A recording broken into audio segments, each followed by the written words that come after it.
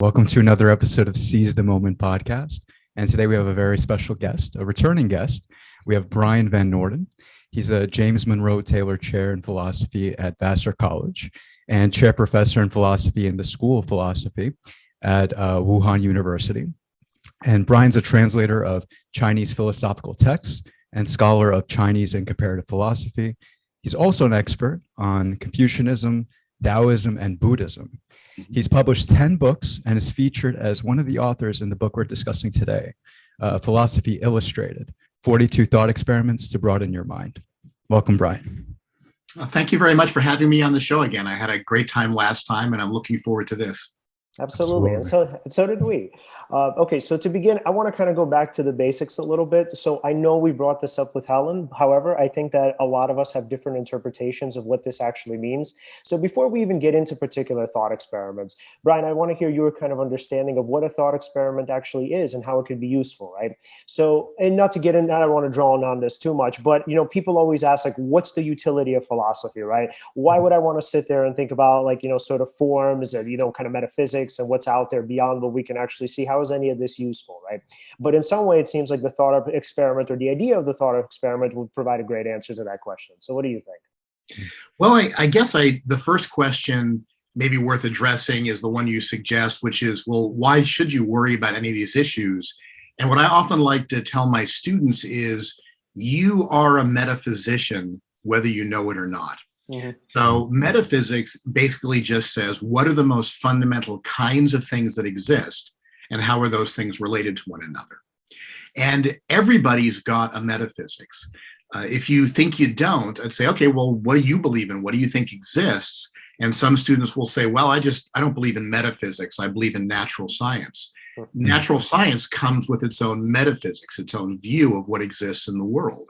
Mm-hmm. And likewise, everybody's got their own epistemology, their own theory of knowledge. What can you know and how can you know it? So these are things that we all have opinions about. Philosophy just helps us recognize more clearly, what is it that we think, and helps us understand maybe the limitations of our current ways of thinking and some alternatives to our current ways of thinking.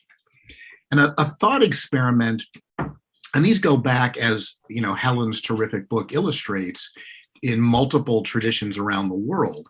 You're asked to think about a particular situation, and then what's your sense of what would happen in this situation, or what would be true in this situation? And one of the most famous thought experiments, or Gedanken experiments, as they call it in German, was done by Einstein, who was imagining, supposedly, I don't know if this is a myth, but supposedly he imagined this while he was on his way to a job at a patent office. He was imagining, well, suppose I were sitting on a particle and I was traveling at the speed of light and I was looking at a beam of light, what would I see? And he realized, boy, that would be weird, because light is supposed to be a wave, but a wave is something that's supposed to be in motion. But if I was traveling at the speed of light, the wave wouldn't be in motion. And how could that be? And that eventually led to actual testable results in physics. But other thought experiments can just help us get clearer about what we really believe about different situations, or what we believe about the structure of the world or human motivations. And they're a very vivid way for seeing what you think about certain philosophical issues. So that's kind of a way of thinking about what they are. Mm-hmm. Kind of like the intuition pumps that Daniel Dennett describes. Exactly. Thinking about like something that pumps out your intuition, like gives you a sense of, well, what kind of intuitions, what reflective views do you have about this situation or this case? Right. Yeah. And then go ahead, Al. No, go ahead, Leon. Yeah. Well, so yeah, and I was going to ask, obviously, and the first chapter is I think it was the first chapter. I think the first or the third, probably the first. So the first chapter is essentially devoted to your chapter, right? Or it is your chapter. And so can you tell us about who Mengzi was, and obviously the thought experiment of the sprout of benevolence? Yeah, well, Mengzi. Mengzi, okay. Oh, no, that's okay. That's all right. Not a big deal. Mengzi, sometimes also known by the Jesuit Latinization of his name, Mencius, is sometimes called the second sage of Confucianism, meaning second in importance only to Confucius, Kongzi himself. He's that influential in the Confucian tradition. And Mengzi wanted to defend the Confucian tradition against alternative philosophical systems in his era. And in particular, one of the philosophical systems he was responding to was the philosophy of a guy named Yang Ju. And Yang Ju was probably a kind of ethical egoist. Now, what does that mean? An ethical egoist is somebody who says, look, people have lots of different motivations, but the only motivation that you ought to have, the only motivation that it's justified or right or rational to have, is to do what is in your individual self-interest. And so you should be, in the words of Yang Ju, wei wo, for oneself. And the particular way that Yang Ju argued for this was kind of interesting. Yang Ju said that human nature is to be self-interested.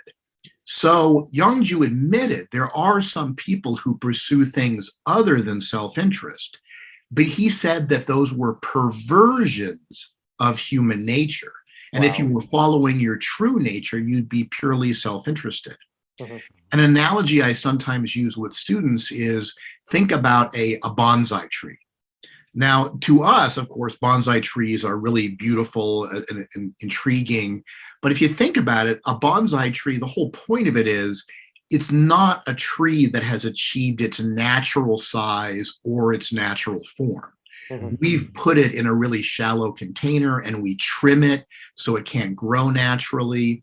And as a result, it serves our needs, but it doesn't realize its own nature. So Yang Ju, this isn't his example, but he'd say that human beings who pursue something other than self-interest are kind of like a bonsai tree version of a human being. We're artificial, warped versions of human beings who aren't pursuing what is in their own individual self-interest. So Mengzi wanted to defend Confucianism, which is we talked about in a previous podcast, advocates things like benevolence and compassion for the suffering of other humans. And Confucians think that you find fulfillment by being a member of a community. Maybe it's a family, hopefully it's also your broader community, but that's what the right way to live is to be part of a community.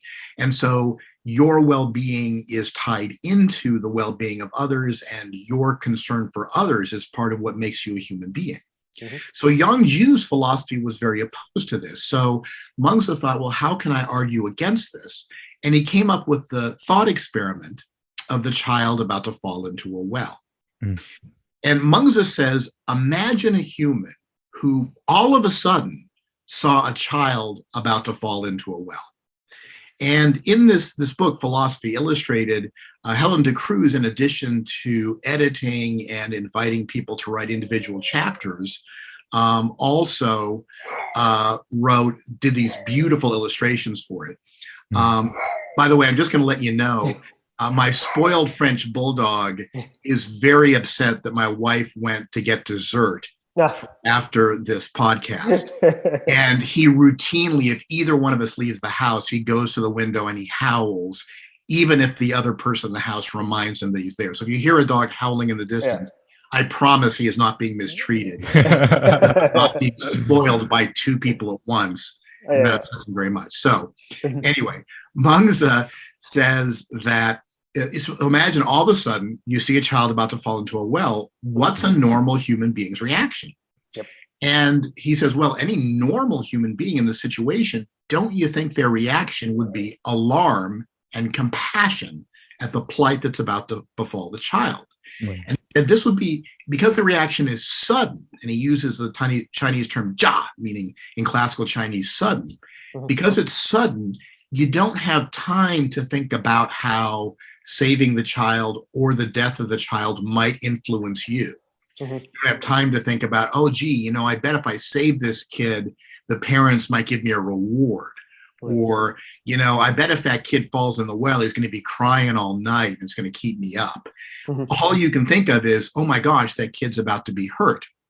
And so that sudden and genuine feeling of alarming compassion shows that benevolent reactions are part of your nature, contrary to Young Jew's claim that it's natural to be purely self-interested.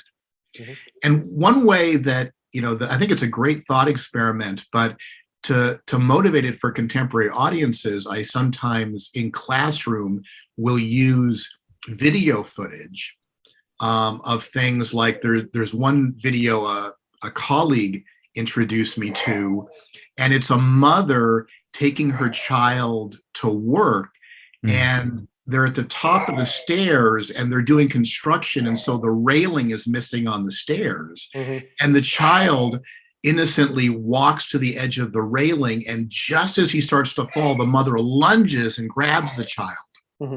And I've shown this video to a classroom of 200 students. You hear 200 human beings gasp audibly as the child starts to go over the edge, and then sigh with relief as they can see the mother grabs the child and pulls them back in. And I say, see, that reaction you had, that's the feeling of alarm and compassion Mengzi talks about. That's a normal human reaction. And the fact that you had that reaction shows that Yang Zhu's wrong about human nature and Mengzi's right about benevolence being part of human nature. I have a question about that. I can definitely, understand where you're coming from, especially if I had seen that video of the baby as well, about to fall. Of course, I'd have that same sudden reaction. I believe I was on a roof hanging out with my friends for July 4th. And one of my friends, his girlfriend was sitting on the edge of the roof, legs dangling over the edge.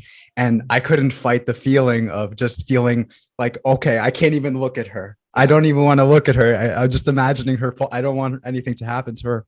So yeah, I do understand that example. But how do we know that that sudden reaction is benevolent in its origination? Like, isn't it just a reaction by its, like, you're alerted to what's happening and then you sort of decide where to go with it? Is that? Yeah. I see the concern. Yeah. And so one way of seeing why it's a benevolent reaction is thinking about the difference in the way we react to other things. So if I'm killing time on the internet, I don't know if you've seen these, but they have videos of people dropping things off of high structures. Right. I saw one video where they were dropping watermelons and soda containers. Interesting thing about soda containers, you can drop them from remarkably great heights and they will bounce without actually bursting. It's amazing. They're designed to do that. Bowling balls also, you would think if you drop them from like 50, 75 feet, they'll burst. They bounce because they're designed to do things like that. Watermelons, of course, splat. But in each case, it's fun and interesting to watch. You're like, oh, I wonder what that's going to do. Oh, is that going to bounce? Is that going to break? I know it's a terrible thing to even say, but think of how different your reaction would be if that were a child. Right. So in the case of an inanimate object, you're like, because you don't care about the well-being of the bowling ball, whether the bowling ball bursts or bounces is just a matter of idle curiosity. But in the case of the child falling into the well, it's not a matter of idle curiosity. You're not like, I wonder what's going to happen. Is the kid going to drown right away? Will they drown after a while? Will they hit their head? No, your reaction is horror. And that shows that the only explanation is that, well, you care about the child, whereas you don't care about the well-being of a bowling ball. Right. Yeah, and this makes me think of just sort of, I guess it's pretty notable now, and it's kind of been repeated over and over again, the quote from Hume, where he says essentially that reason is the slave of the passions. So is what we're talking about here in this thought experiment, this kind of the intuition that it's supposed to elicit, is it the idea that essentially that, well, fundamentally the way we make decisions and the way we make especially ethical decisions, it's more so based on our emotions and our kind of, let's say, desires more so than it is based on reason, where what I'm trying to say is that essentially you feel a sense of empathy, right? Then you feel a sense of sympathy. And then what you're doing is essentially you're asking yourself really quickly, obviously, especially in the case of trying to save a child, is how do I do something that's compassionate, right? How do I act in a benevolent way? And essentially, in some fundamental way, how do I help me feel better, right? Because I don't want to suffer, right? I don't want to see this kid drown. Like, that's awful, right? So it's like both, right? I want to both protect the child and myself. But is what the thought experiment essentially saying is that this is fundamentally based in our emotions? That's a great question. And it's terrific that you bring up Hume. The debate between Hume and Kant on the moral status and the moral relevance of our emotions is fascinating and continues to be relevant. And what Hume, as you correctly point out, said was that morality is more properly felt than judged, and that reason is and ought to be the slave of the passions. And so what that meant for Hume was you just have passions or feelings or emotions. And then reason's only job is to figure out how to satisfy those passions or those emotions or those motivations. And so reason, Hume claimed, can't motivate you by itself. And this suggests that, and Hume actually buys into this implication, that there's never anything irrational about or incorrect or inaccurate about your emotional reactions. So Hume also famously says in his Treatise of Human Nature that it's not irrational to prefer the scratching of an itch on my finger to the prefer satisfying that, even if the cost were the destruction of the entire human species. Right. So it's just that's how you feel. That's how you feel. Now, in contrast, Kant came along, and Kant agreed that we can't morally assess your passions. They just are what they are. But then Kant claimed that reason could actually motivate human actions directly, and that reason could discover moral rules. So a lot of the debate in modern Western philosophy has been about, is reason something that can motivate you, and is it the source of morality? Or can only your passions motivate you, and are they therefore the source of morality? Right. I think Mengzi's view is actually turns out to be closer to an earlier view of the emotions you find in thinkers like Aristotle, which is that emotions and reason are not completely separate, but our emotions are often informed by our perceptions of the world. My cat has decided that it would like to visit too. That's my cat's tail. She'll no doubt come up here. Alan has one too somewhere running around. Yes, somewhere back there on the couch. Oh, there it is. Yeah. So, but so for example, we often have emotions because we perceive the world in a certain way. And as I understand it, part of the basis of cognitive behavioral therapy is changing your perceptions of the world so that your emotions gradually change.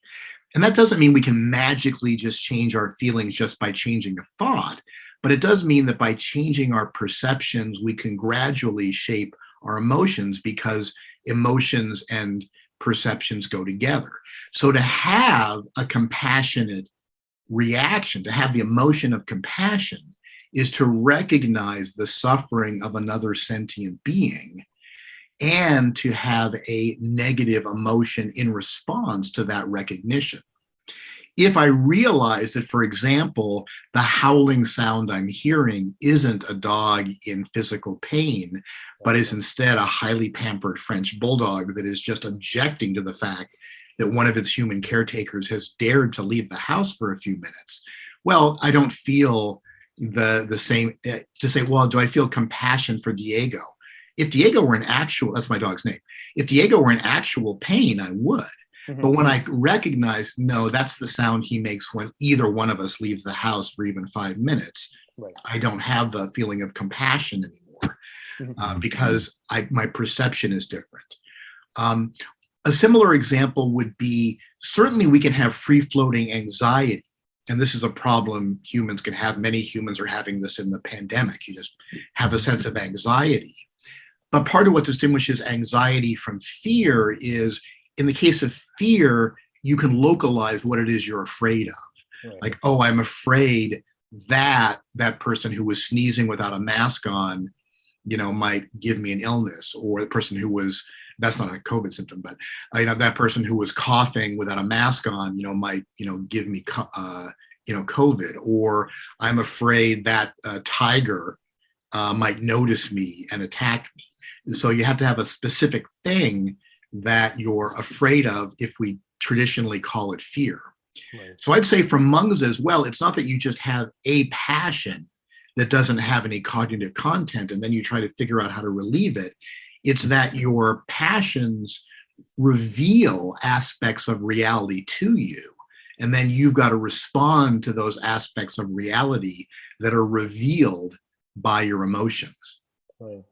Yeah, why I love that interpretation so much. I don't know if either one of you have ever seen the ESPN 30 for 30 documentary on Junior Seau, the linebacker from the San Diego Chargers. No. Okay, so there's a really great scene in the documentary where, so essentially, so Junior Seau had CTE, the kind of chronic, it's a pretty much, the concussion brain injury.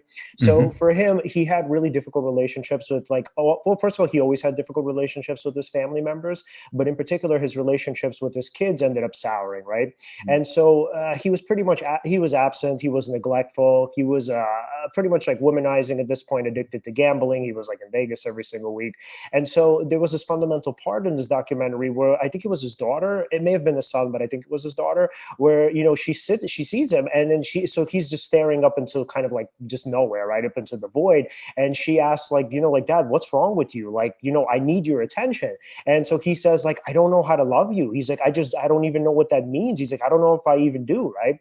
And so why that seems so important is that because, if we're thinking about doing sort of benevolent things and acting in a way that's, I guess in this case, dutiful, right? Because he is her father. It seems like that intuition, that emotion that would drive a person to make that decision, when it's sort of severed, right? That person automatically doesn't know what to do, or at least can't make himself do it, or herself, right?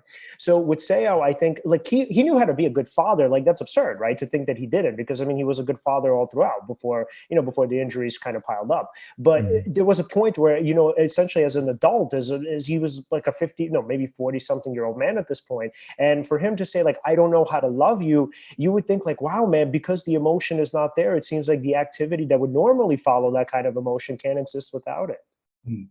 Yeah. And this is I think mental health requires both certain feelings, but also perceptions of the world.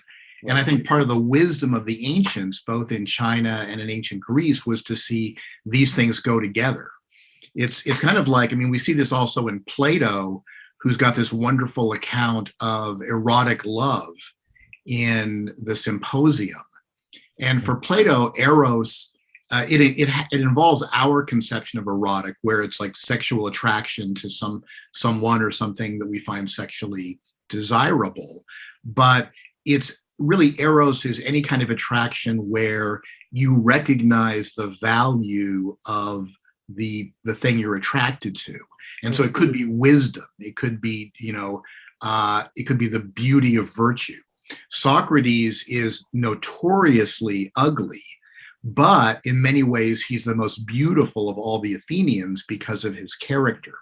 And so Alcibiades, who's a leading and very handsome statesman in ancient Athens, is got an erotic attachment to Socrates because of Socrates' spiritual beauty. But Socrates can't love Alcibiades back because, and Socrates comes close but doesn't quite say this directly, Alcibiades is only beautiful on the outside. He's not beautiful on the inside. Wow. It's not true beauty. But the whole point of this is Plato is saying that your love reveals truths to you about the world if you really think about what love is about. What is it you love about somebody? And that shows you something valuable about the world. You might misunderstand and think somebody's got something valuable when they don't, but just the experience of love will show you what kinds of things you ought to really love if you listen to it. So our emotions can also teach us facts about the world when we realize that they're not completely separate from perception and reason, I think. Well, I love that. Yeah. Yeah, and Yeah, that's right. And speaking about love, in terms of being partial to someone or impartial, I was wondering if maybe we could talk about that thought experiment about the. Um, Well, Al, uh, wait, can we not move on just yet? sure, sure. Okay, yeah, because I do have a question. Just going back to Mengzi. Okay, Mengzi. I Yeah, think you got that's it. that. You got it. Okay, Mengzi. Yeah. So we talked about well, or at least we read about rather the sprout of benevolence, right? Mhm. So what does it mean for something to exist in its potential, right? Because the way I think people would normally think of it is let's say if human nature is potentially good, but yet it isn't good in terms of what we see on the surface, right? Then can't we say that it's maybe even possible that that potential isn't even there in the first place? So how do we know, right? So how do we know that Right. human potential is in some way distorted, as opposed to just saying, well, some people are born bad? Right. Yeah. So you raise a great point. I mean, Mengzi has very carefully chosen his metaphors here. So as you point out, he goes on to say, well, so the compassion you have for the child about to fall into a well is the sprout of benevolence. And he's chosen a very precise agricultural metaphor because the sprout of a plant is not the full grown plant. Right. As I say with my students, the sprout of an apple tree is not going to give you apples. But the sprout, if given the right kind of environment and the right kind of nurturance, will become the tree that can then give you the apples. So likewise, Mengzi says, look, humans innately have these incipient dispositions towards virtue. And he mentions four of them. He says we have an incipient tendency towards benevolence, compassion for others. We have an incipient tendency towards integrity or righteousness, which is kind of a disdain or ethically informed sense of shame about turning into the kind of person who would do shameful things. We've got a kind of beginnings of practical wisdom, judging right and wrong and pursuing our goals.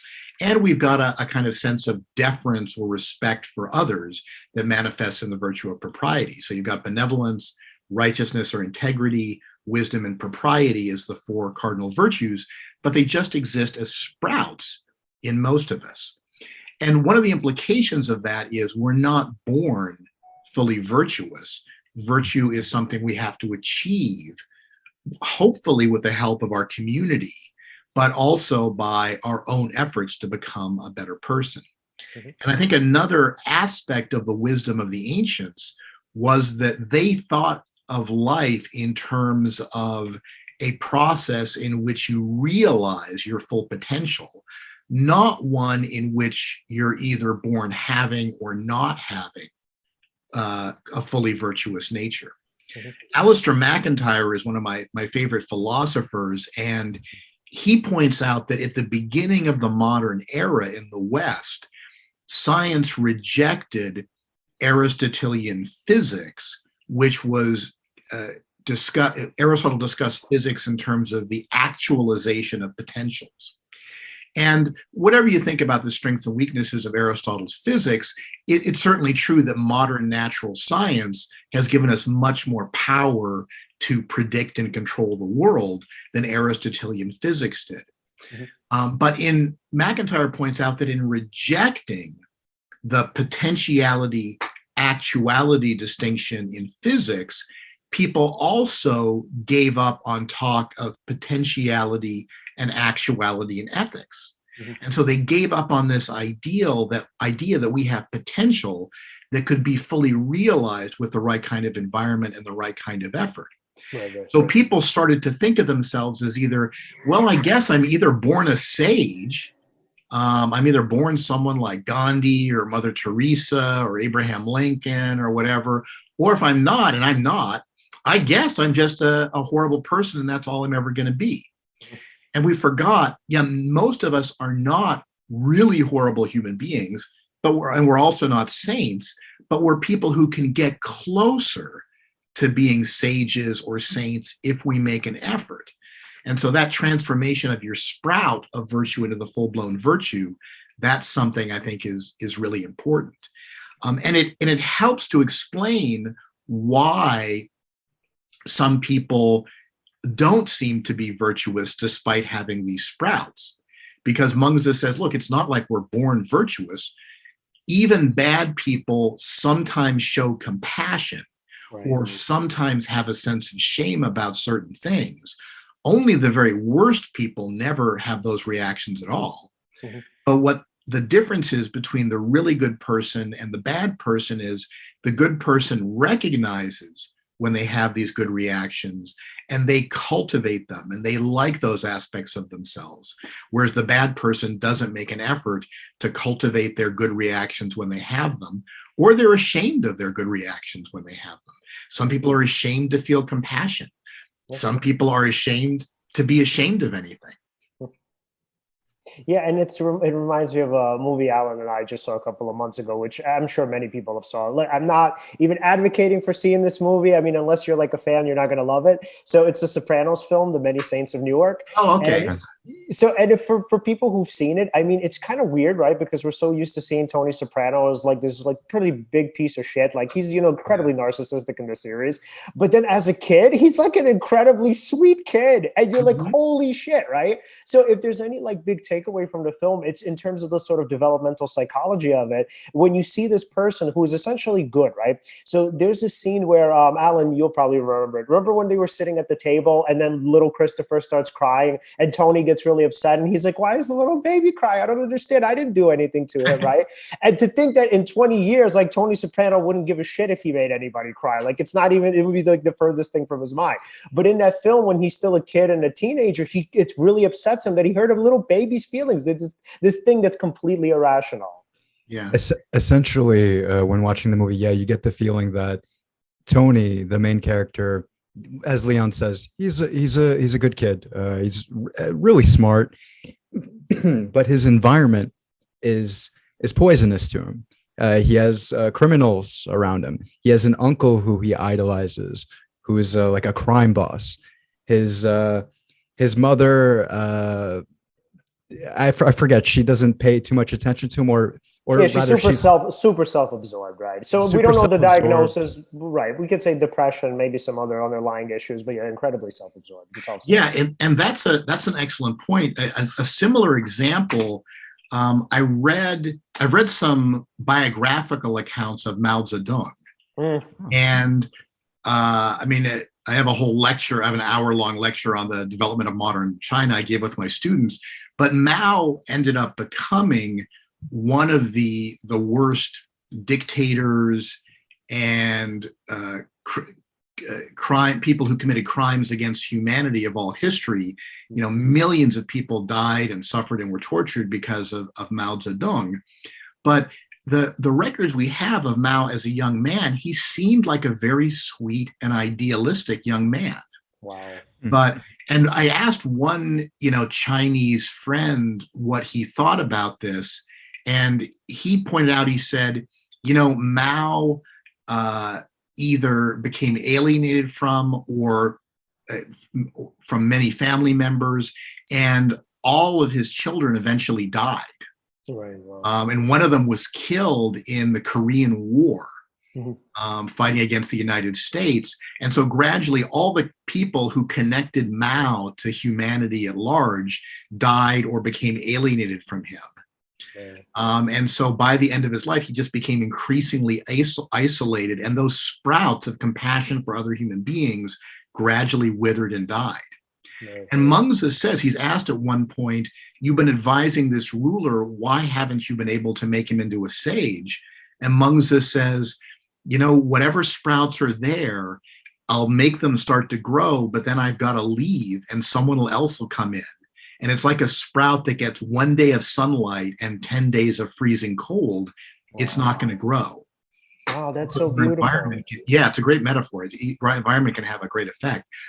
Before we leave the story of the child about to fall into the well, one thing that often comes up when students hear about this thought experiment is they'll say, well, what about sociopaths? What about people who don't have compassion? So, and I sometimes, to illustrate this, I'll use a slide and lecture of Hannibal Lecter.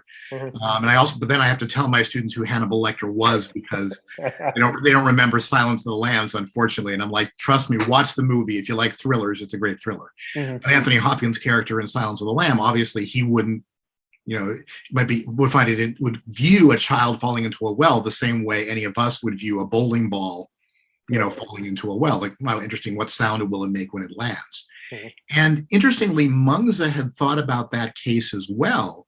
And he's got another metaphor that he uses to talk about it, the metaphor of Ox Mountain.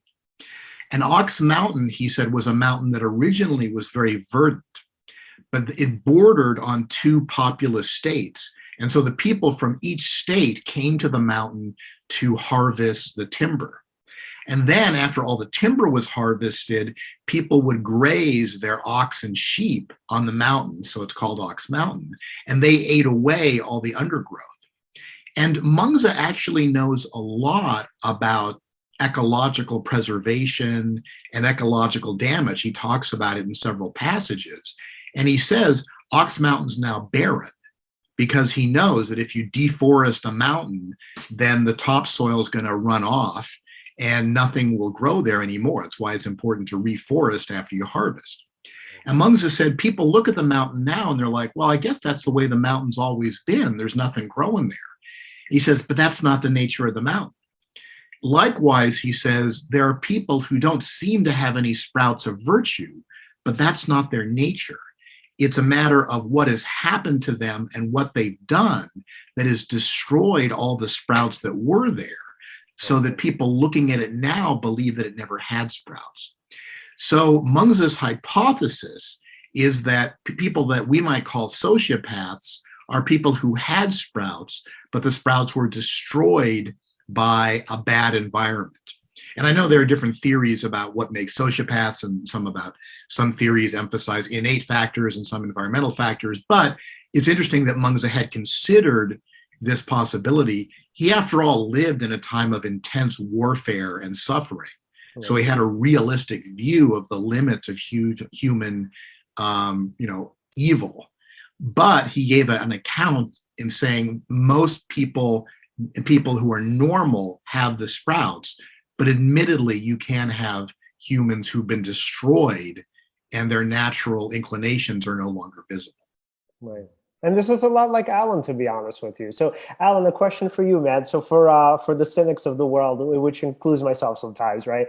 How does it help you to see human nature as fundamentally good and as people as fundamentally good? Well, first... I'm sorry. Go ahead. Go ahead. You answer. I apologize.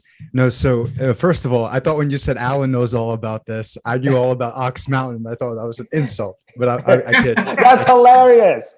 But no. But yes. Essentially, I mean, I just feel like anyone who has a perspective essentially believes they're correct in their perspective. They have some sort of rationality behind why they believe what they believe is true. And most people will believe whatever they're doing is right. And I like to try to put myself in their position and try to see what they see. How did they reach their conclusion? Because I also reach my own conclusions as well, as do both of you. And somehow we come out to believe that we're, if not correct, that there's just something to our perspectives, right? So because I think that person is kind of like me, they must have come out to whatever reasoning they felt is sufficient. I like to think that maybe they're not so different from me. Maybe it's somebody who's worth understanding and trying to understand. And in the attempt of trying to understand that person, usually you can find some sort of commonality, and you don't necessarily see people as inherently evil. They might just have their own reasons for how they come to their conclusions. You see this all the time in politics too. I mean, just because, I mean, this is going to be a very simplistic sort of way of portraying this, but just that basic thing of the left versus the right. Well, is it true that whoever is on the side of the left immediately has to think that whoever has the right perspective is evil, or they're wrong, or deluded, or the same vice versa? No, they've just come to different conclusions. They're using the same sort of rationality that you use. They just had different either environmental influences or different sort of reasons posed to them, or sophistry even, or it doesn't even have to be sophistry. It could be facts as well. And yeah, it doesn't mean we have to fight each other and see each other as different from one another. And that I'm not sure if that really No, I answers. love that. Yeah, and I think what Sure. you're saying is that essentially you started with the belief of like human nature is fundamentally good, and at least to a good extent like rational, right? And then you saw the evidence kind of, or you saw like the experiences bore fruit, right? Where you essentially saw that as you tried to get to know somebody who had some sort of opposing view to you, that you saw that their view makes sense, and it's not that they're a bad person per se, right? They just might be ignorant or just might be ill-informed, or let's say might in this particular case be irrational. What's up? I would say this. So I'm. It doesn't necessarily. I don't necessarily believe that people are. It's not that they're inherently good. It's not exactly what I start out with. I just believe that they have their reasons for how they come out to their conclusions. Right. So in trying to understand them, it's easier to sort of have a conversation and kind of try to reach an understanding away from conflict. But I don't necessarily think that everyone is good or has the best intentions. But when you understand what someone's intentions are, and you could sort of discuss it with them and maybe meet their needs or help to meet their needs and kind of express what your needs are, and express that you fully understand what it is that where they're coming from. So this way they feel understood by you. Then there's some sort of common understanding. I mean, I like to generally start with the assumption that people are good. I'm just, I like to be open to the possibility that other things exist, even though 90% of the time, if I assume they're good, and usually they are. So, yeah. I hear you. And so, Bryan, what about you? What is your understanding of human nature? Do you think that we're fundamentally good? Well, I think I like the way the Mengzi thinks about it, that we've got sprouts, but they have to be cultivated. Mm-hmm. And so we're not intrinsically good in the sense of being fully virtuous, but we have a capacity to be virtuous. And part of the reason it makes a difference is that, and this was the issue Mengzi faced too, if you tell people that they're incapable of being compassionate, or that the only motivation that humans have is self-interest, or the only motivation they ought to have is self-interest, that's going to squelch these compassionate reactions they have. It's going to make them feel that compassion is a weakness on their part. Mm-hmm. And people who've been taught that are going to give you a certain kind of society. And I don't want to live in a society of people who've been taught that it's a weakness or a deformation of their character or an absolute impossibility that you could have compassion for others. Right. And there's a nice passage. It's actually the first passage in the Mengzi. Mengzi's writings are just called the Mengzi. And I've translated them. Others have done so as well. But the very first passage in the Mengzi, he's talking to a ruler, and the ruler says, well, sir, you've come so far to give me advice. You must have some very good advice about how I can profit my kingdom. And it's a perfectly polite question, but Mengzi thunders back, why must you mention profit? And he tells the king that if you tell people to emphasize profit, even if you think, well, we're going to work at the profit of the kingdom as a whole, it's going to teach people to weigh everything in terms of profit and loss. Right. And in the long run, that will lead to people becoming self-centered and centered on their own individual family or their own individual well-being, and they'll end up betraying others. Whereas Mengzi says, if you tell people to cultivate their compassion for others, their sense of integrity, their wisdom, their etiquette and propriety, you will end up profiting, but by not aiming at it directly. So I think that's why it's important to see the wisdom behind what Mengzi is saying, that we do have this potential, and realizing that potential is realizing our full potential as humans, not doing something that's alien to us. There was a book that came out many years ago. Honestly, I didn't think it was a great book, but the title was great. The title was Ethics and Other Liabilities. And I think that's a great title because that summarizes how we often think of ethics. And I think really Kant, although he's a brilliant philosopher in many ways, encourage this mistaken way of thinking about ethics, because Kant says that your morality shines through most clearly when you have to act against your own self-interest. Mm-hmm. So Kant doesn't say that morality is necessarily opposed to self-interest, but he says these are different things, and what's most impressive is what you do what is right against your own self-interest.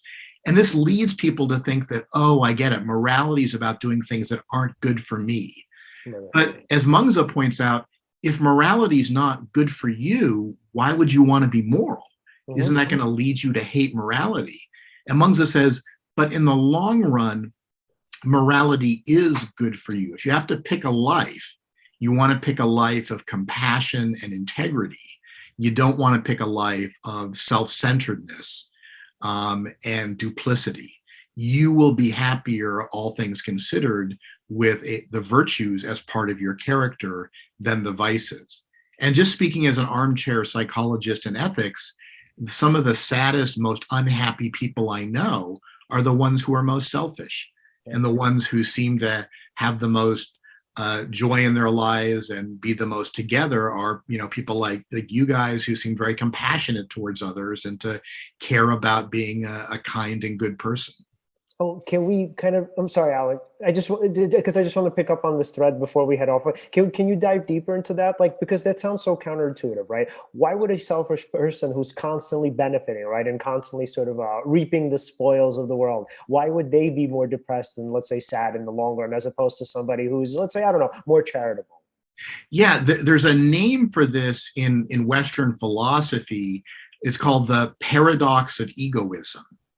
And the label is in Western philosophy, but I think the insight was recognized in lots of traditions, including the Confucian tradition. It's that, it seems like if you want to benefit yourself, well, gee, shouldn't I just focus on myself? But if you're first of all, if you're just focusing on things like wealth and prestige and power, those things aren't intrinsically valuable. And I'm not saying that as, this is this kind of high thought, philosophical thing. They don't think that these things are intrinsically valuable. No, think about it. Suppose you had great wealth, but you didn't have any friends. You were sad. You didn't have anything that meant anything to you in life. I sometimes tell my students the story of Citizen Kane. And I'm horrified they don't know the movie anymore. But of course, the whole point of Citizen Kane, which is, I think the basic claim is very realistic. A guy's got a lot of money and he's been very influential in his life and very, very famous, but he's just not happy because those things, wealth and fame and influence and power, they're useful as tools to get other things, but they're not intrinsically valuable.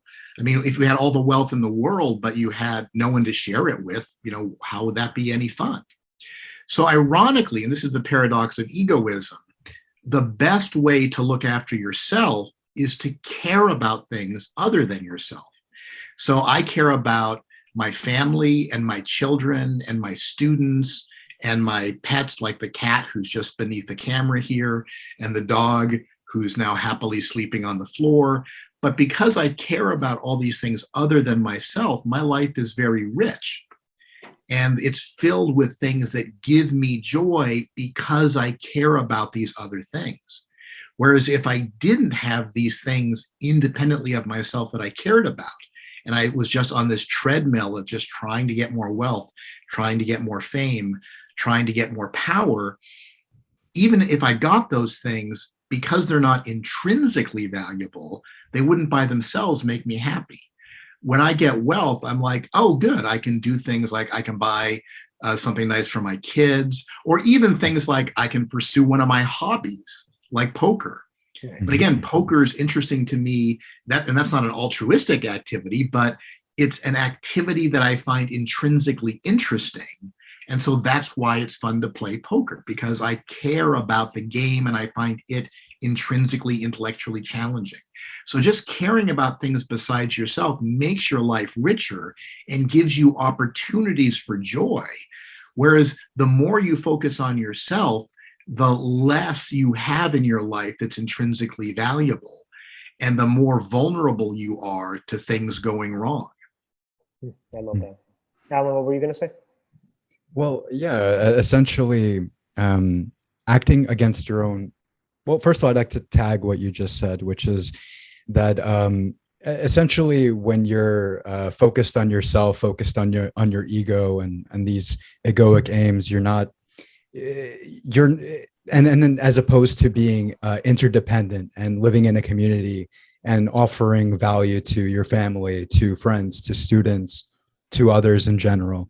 If you're like a smaller person when you only care about yourself. However, who you are extends sort of beyond yourself when you act in interdependence or interrelation with all these different people.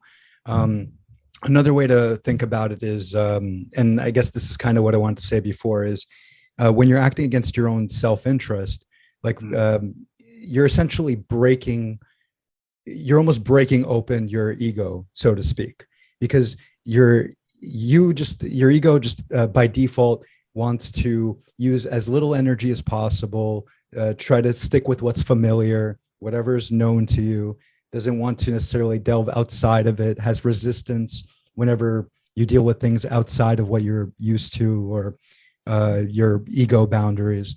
But every time that you kind of break those boundaries, you discover more of yourself, so to speak. Not like the ego sort of self, but something beyond who you think yourself to be, who you believe yourself to be. And it feels very satisfying to kind of break those boundaries. Like, I don't know. I mean, there are some days when, I mean, not including today or anything like that, but maybe like, let's say for podcasting, let's say it's really early in the morning and we couldn't get the guest, at 12 p.m. or later in the afternoon, like today. Yeah, maybe I'm not feeling it, but the act of going against those emotions and realizing this might benefit someone. This might benefit myself. This might benefit Leon. This benefits the person we're having on. And it feels good after maybe, or while going through that process and beginning the process. And even though counterintuitively, like I felt like not doing it, there's a greater pleasure to just breaking those boundaries. Yeah, I think that's a great way of putting it. And I mean, just like recently, like everybody else, and I like to stress this with my students because I think sometimes people need to hear that other people are struggling too. This is a hard, social context for people to be dealing with. The pandemic, things are very different. A lot of our ordinary everyday pleasures are either transformed or they're robbed from us. We can't do them in the same way. We're concerned about things. So, I'm feeling overwhelmed sometimes and things can be very stressful. And, I had obviously I can't discuss the details, but I had a situation where a student was having some issues and I, put the student in contact with the relevant, people who could help the student at my institution. And then I thought, I can also follow up on this individually and, maybe also, give the students some advice and encouragement. I'm like, it's been an awfully long day. I'm tired. I'm feeling a little overwhelmed. But I thought, what kind of teacher do I want to be? Do I want to be the kind of teacher who goes the extra mile when a student's in difficulty? Or do I want to be the one who says, look, I checked off the box, which says duly reported to, the right authorities. I'm off the hook no matter what happens. And that's not who I want to be. I want to be the kind of teacher that, makes a difference in people's lives.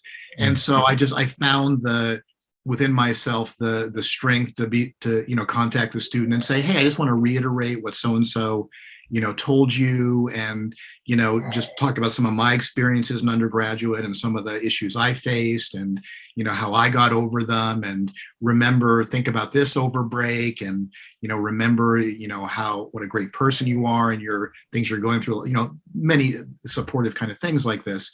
And yeah, I was a little more tired at the end of the day, but at the end of the day, I also had the satisfaction of saying, okay, this is the kind of me I want to be. And I can look back at my life and myself and be proud of who I've become. Whereas if you just decide I'm the kind of person who doesn't care about anything in life, well then, okay, what gives your life meaning? What makes you get up in the morning? What makes you happy about things? You know, I'm a very imperfect person. A lot of things I've screwed up in life, but I can look back at real accomplishments and I can have a sense of, the meaning in my life. And again, if you're just like, it's all about me, me, me, me, me, your life is just so thin and so narrow. There's nothing to hang your happiness on. As Aristotle points out, if you want to be happy, you've got to be happy about something. Right. And that means you have to care about something. And if all you care about is yourself, there's nothing in yourself to care about unless that self cares about something outside of itself. And that can then become your joy. Right. And it also must be an awful feeling to accomplish something and not to have anybody be happy for you. Yes, exactly. I mean, and Mengzi says, one of my favorite lines I always think about in the Mengzi, he's talking to a king and he says to the king, is it to enjoy music by yourself or to enjoy music with others, which is a greater joy? Mm-hmm. And the king says, well, of course, to enjoy music with others. And he says, okay, so you're enjoying your government right now just for your own benefit. Wouldn't it be a greater joy to enjoy your government with your people so that your people were actually happy about your well-being because you were a good ruler instead of them wishing you were dead because you're a ruler who makes their life miserable? And that's always struck me as a great point, that it's better to enjoy things with others than to enjoy things alone. And again, watch Citizen Kane at the very end. The guy's a wealthy guy in a mansion, and he just wants that joy that comes from simple pleasures in life and the company of others, and he's lost those. Wow.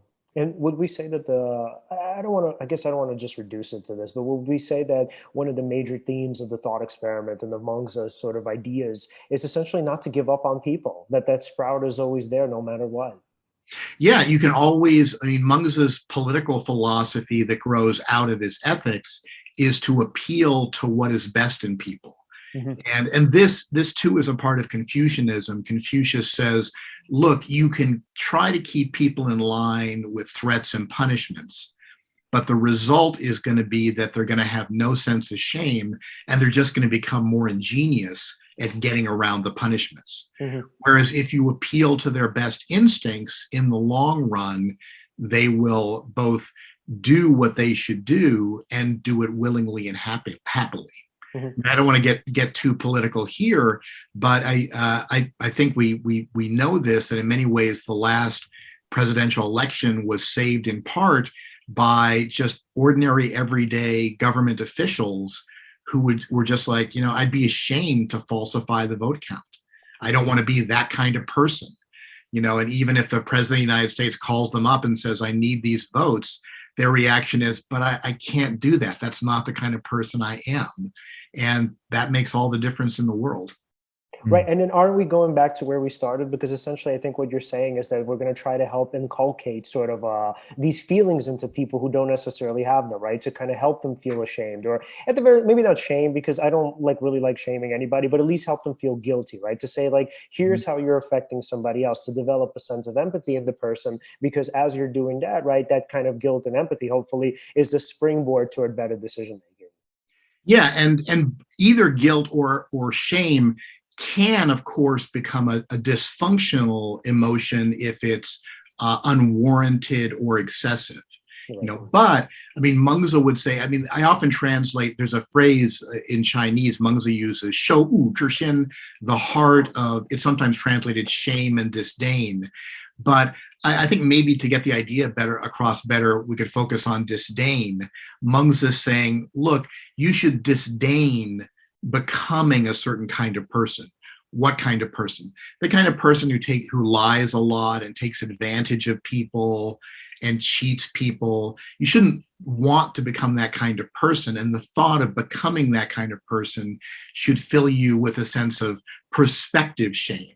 Like, I'd be ashamed to become that kind of person, or I'd be ashamed to not change myself if I have this kind of weakness. Right. I love that.